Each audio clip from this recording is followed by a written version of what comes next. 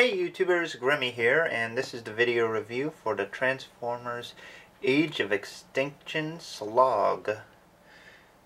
We are one step closer to completing our movie Dinobots team, and this time we're working with a reimagination of one of the founding members of the Dinobots, Sludge, oddly enough renamed Slog. But how did this Apatosaurus turn out? Why don't we take a look? Now, Slog's Apatosaurus mode really is quite the battle station, if you ask me. I mean, look at all the guns on this thing. Even makes Zoid's Ultrasaurus look poorly armed. I mean, you got these two giant cannons on the shoulders, four more cannons on the legs. All these that have gun barrels at the end of them, and two little guns at the back. Meaning this guy will go right into the middle of a battlefield and be able to shoot everything around him. You can go sneak up on him, he'll shoot you with the little guns. He's got these things for shooting the air. These look like they have gun barrels on them too. I mean, this is a walking destruction machine here. And then you gotta consider the size and weight. This thing will wipe out cities every time it just plunders through. Only saving grace for anybody around him would be that he's very slow. But yeah, this guy's well armed. And he's not too bad on articulation either. The head's supposed to have a joint to it. It's a little hindered though. You do got forward and backward moving on the front legs. No movement on the back, unfortunately. But yeah, it's a very nice looking one.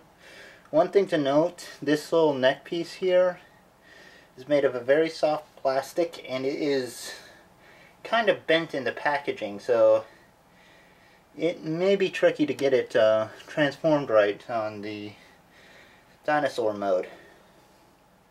But yeah, this is a big guy. I really do like it.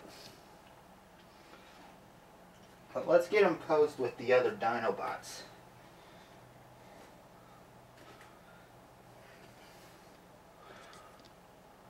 We got Strafe,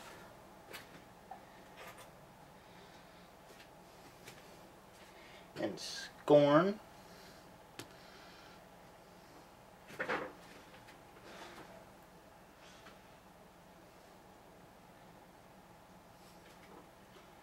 Slash, Grimlock, get his little horns right. And last but not least, the pedestrian killer, Slug.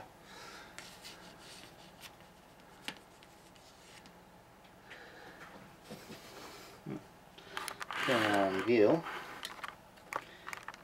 As you can see, they're really starting to take up a lot of room. And it's tricky to get them all in frame.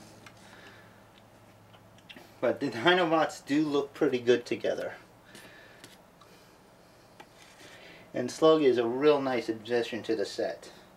And we're only one more away. And we've seen a version of him. But we'll see the version later on, hopefully. And I am looking forward to the G1 Colors version of this guy as well. But I think we should get into his robot mode and see how he looks there, shall we?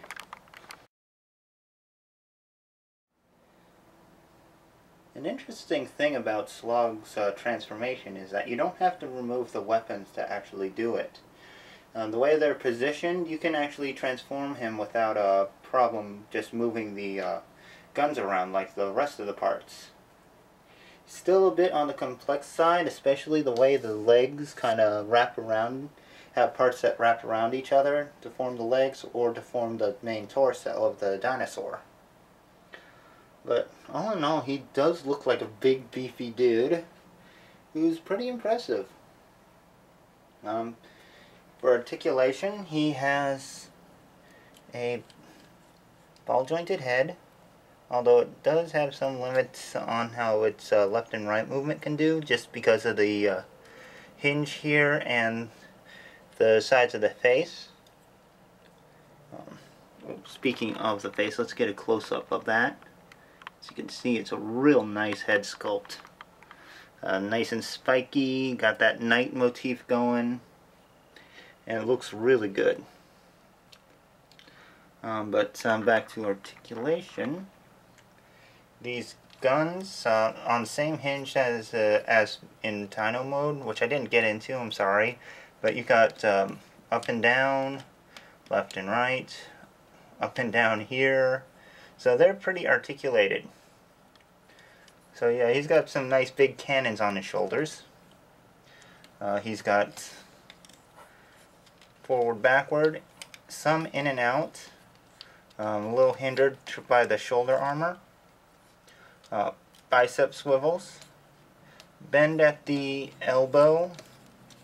And a little bit of forward, like side-to-side movement on the wrist, but no wrist articulation. So he's got gorilla arms again. That's a popular trend with these Dinobots, unfortunately. Forward, well, yeah, he also has a waist joint. Forward, backward on the thighs or hips, in and out. He has a swivel right above the knee, nice knee bend, and bend hinge at the ankles. Now you may have noticed the midsection kind of, the transformation, there's a lot of transformation hinges inside this part here, so when I was trying to move the legs, sometimes they came apart. Something to watch out for. His transformation's a little delicate, but it's manageable. Now, these cannons can actually come off, fold up, and become nice big lances for Slog to wield. Again, with the way his elbows are and wrists, it's not going to be easy to get him into some good lancing poses, though. Unfortunate but true, but it might be better just to leave him on as big shoulder cannons. I like that big artillery motif. But I think it's time we got the rest of the team in here and see how they all look together in robot mode, shall we? And here they all are together. Well, all but one. And that would be Snarl, who's coming soon. And I'm not sure exactly how soon, but as soon as he's available, I'll get a hold of him and put them with the rest of these guys. But this set does look good together. I really do like these new Dinobots. And I can't wait to see Slog in the G1 colors. That's going to be something to look forward to this December. As you can see, all the Dinobots really do fit in well together. We got the Voyager Grimlock here with the group. And leader Grimlock's kind of hard to get a hold of right now, so this will have to do. Anyway, I do like it. Yeah, I'm glad they made Slog a Voyager. He's the really big guy, so he should be a bit bigger than the others.